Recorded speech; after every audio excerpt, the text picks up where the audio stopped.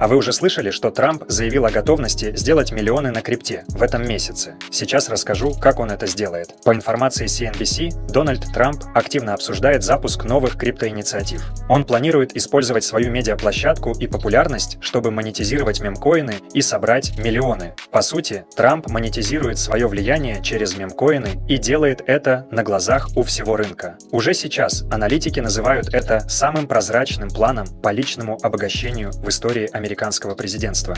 А теперь представьте, что будет с токеном Трамп перед этими событиями и сразу после них.